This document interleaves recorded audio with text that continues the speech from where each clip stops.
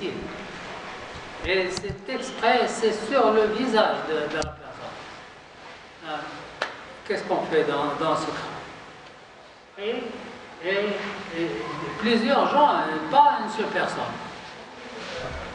Il me dit, moi je suis pauvre, mes frères et sœurs sont riches.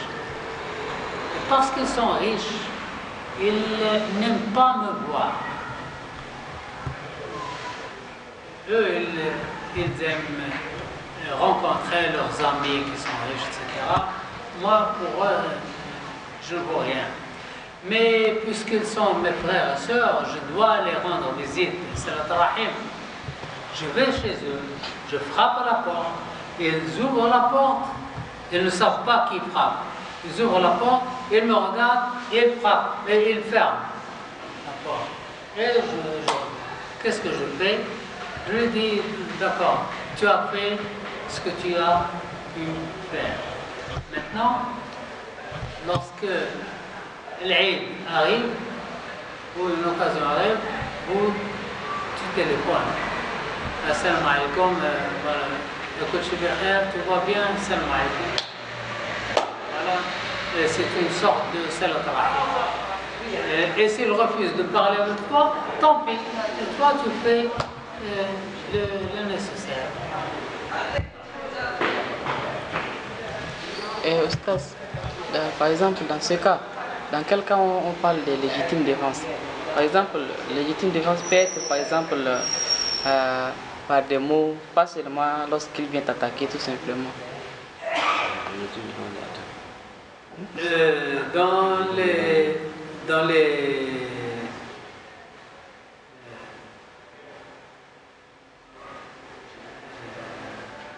Dans les cas de combat,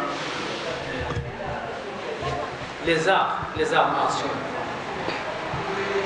la première règle des arts martiaux, karaté, taekwondo, judo, kampo, etc. La première règle, c'est s'il est possible de se sauver, on se sauve. Même si vous sentez que vous êtes très fort, que vos ennemis est très faible, si vous trouvez un moyen de vous sauver, vous sauvez. C'est la première règle.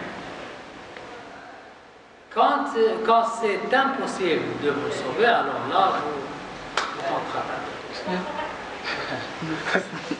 Oui, c'est la première règle dans les arts de combat. C'est la première règle. Si vous allez vous entraîner, vous entraîner comment vous vous défendez, comment vous attaquez, comment etc. Mais la première règle, ne cherchez pas le combat, ne cherchez pas le défi. Si vous cherchez le défi, vous aurez des surprises. Alors si vous trouvez un moyen de vous sauver, il faut vous sauver. Et quand vous êtes coincé, là, vous vous défendez. Donc, se sauver, c'est une meilleure solution. Ne pas se confronter avec les gens. Mais si on est coincé et on ne peut rien faire que contre-attaquer,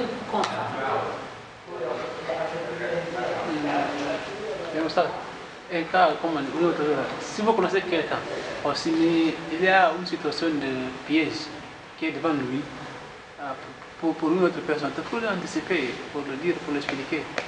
Par exemple, il a une situation qui est devant lui comme ça, une année comme ça, il faut le dire qu'il a un problème. Par exemple, une personne fait piège une autre pour tomber sur le piège. Alors, vous êtes au courant. Il faut anticiper, comme l'autre là va tomber sur le piège, c'est un musulman. Il faut le faire le moyen de l'anticiper pour savoir ça.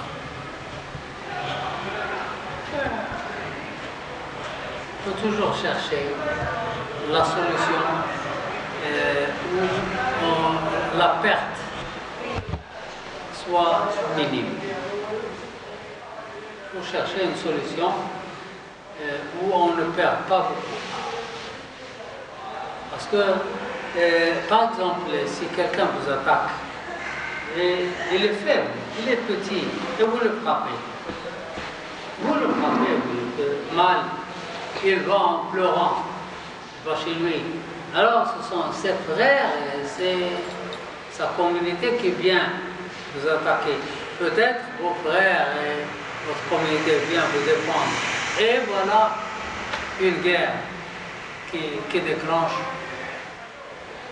Alors, par contre, si on se retire gentiment, il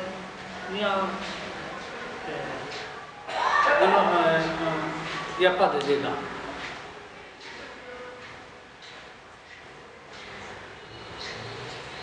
Le problème devient difficile lorsqu'il s'agit de la famille et les parents sont impliqués. C'est difficile. Impliqués, les parents. C'est ça le problème des familles. Oui, dans la famille.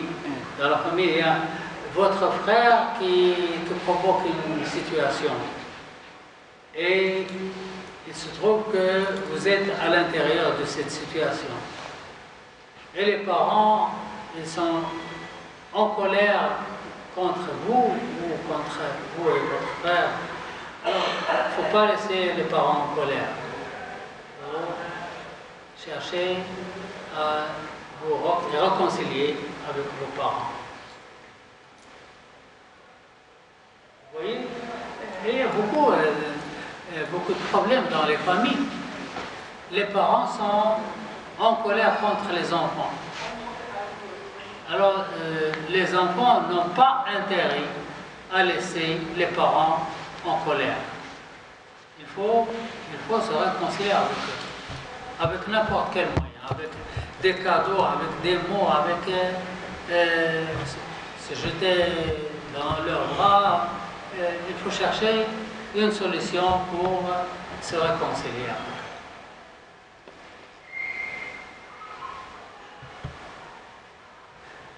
On dit à propos des amis, quand votre ami vous fait quelque chose de mauvais, il faut chercher des excuses pour lui. On dit qu'il faut chercher 70 excuses pour votre ami. Et si vous ne trouvez pas d'excuses, alors vous reprochez vous-même, vous dites c'est ma faute, c'est moi qui ne sais pas trouver des excuses pour mon ami. Par exemple, vous venez à l'improviste, vous entendez votre ami